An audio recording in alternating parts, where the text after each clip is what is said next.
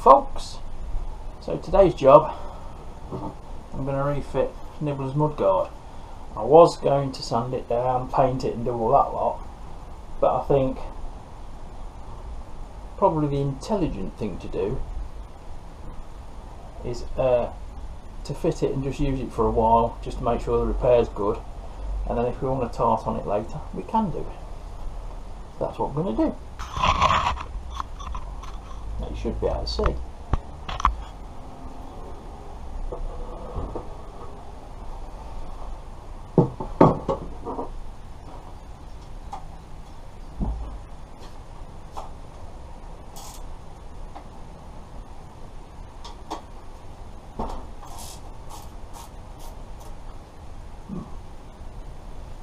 I've either got a bit of dirt on the forks or I've got a seal gone.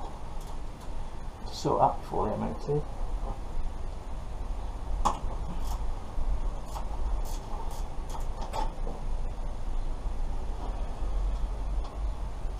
So the first off is the brace.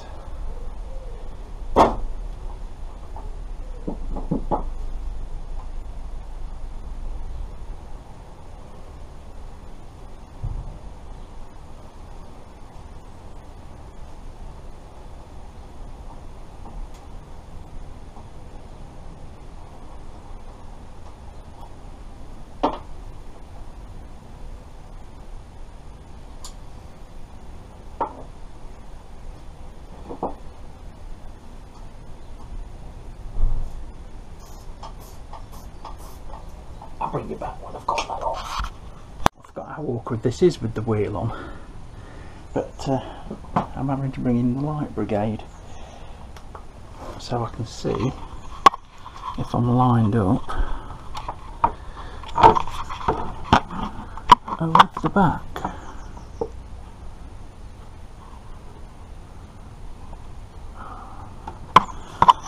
And I still can't tell.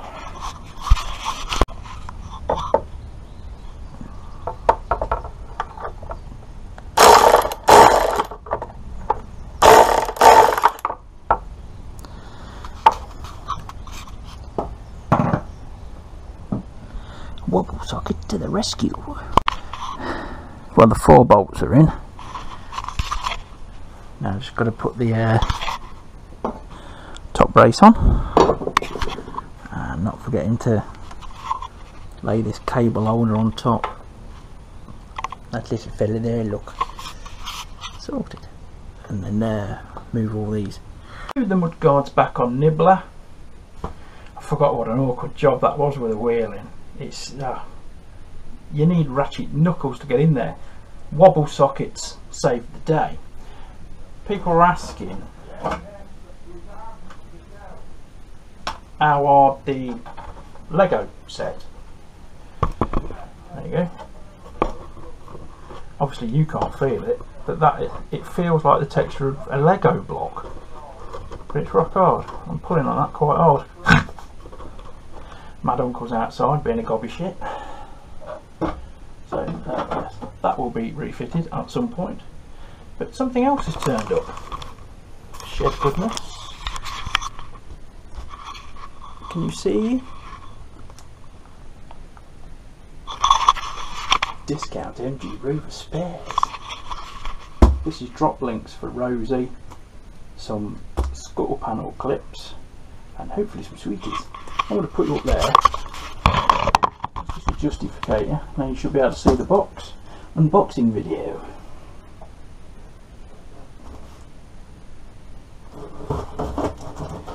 Remember, when you're cutting, kids, cut towards you, buddy, not towards yourself.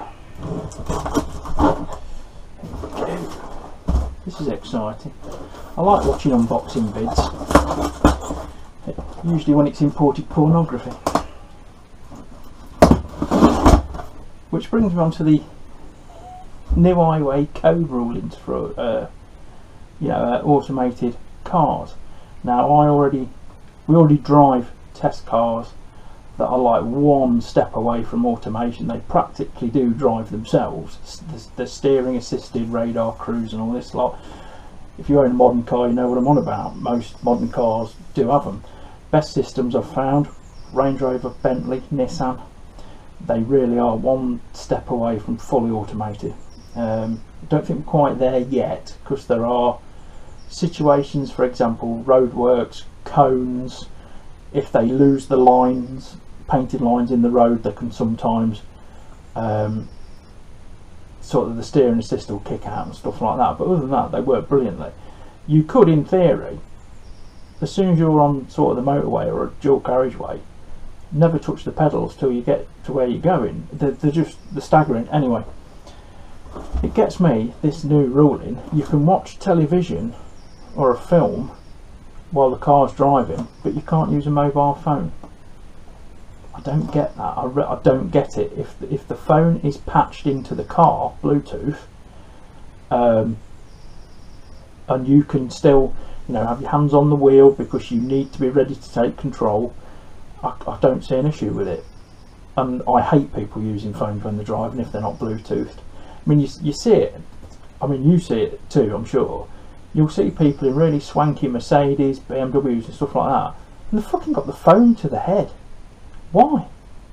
Most modern cars now allow you to patch the phone in.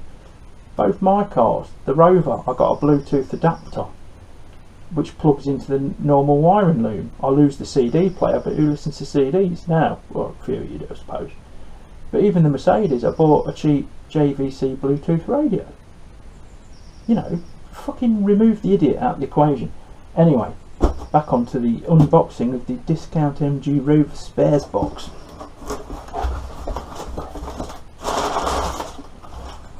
Packaging, as usual, very, very well packed. And oh yeah, I forgot I'd ordered that as well. Can you guess what this is? This is mainly for some jobs on Pinky, and yeah, it's going to take me 3 hours to get into this. Super well packed as usual. They've become Built Hammer dealers, and Built Hammer, if you don't use it, is like, I mean, I'm a big fan of Evapo Rust, but Evapo Rust can like take the plating off things, and it leaves a funny finish on some stuff. It works, it definitely works, but this Built Hammer rust removal gel, I want to give that a go. I've already got some of the crystal solutions that you dilute, and that's worked very, very well. But this is, when I get into it, hey, I'd be bitching if it weren't well packed. But this is the gel, so we're going to give that a go on some parts of Pinky and just start to get rid of the rust before we you know, we get all the paint off the frame and all that lot. So that's why that's there. It's going to be really useful stuff. It should last a while. And what else have we got? Drop links for the Rover.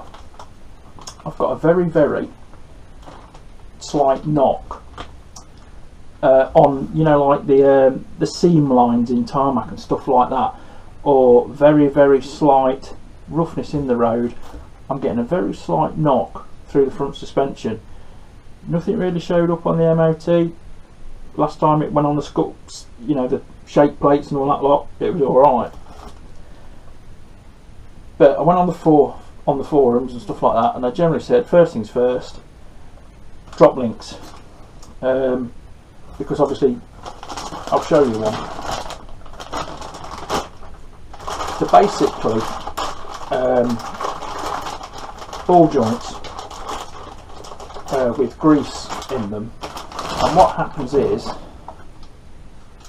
let's spinach the nut off. Nice protective covers there. Inside here, especially at the ball joint end, there's grease, and you do lose the grease. You'll see it when you lose it, and of course, if they haven't got their grease in, the ball joint wears and gets very slight play in it, and it's that play is the knock that you hear basically. So I should be doing those, and I've heard on the 75 there can be a bit of a bear and you need to cut one of the threads down, but we'll just see how we get on. We'll just see how we get on. I've watched it done on a few other cars, stuff like that, and it didn't seem that bad. Scuttle clips for the scuttle under the windscreen, I've got one missing.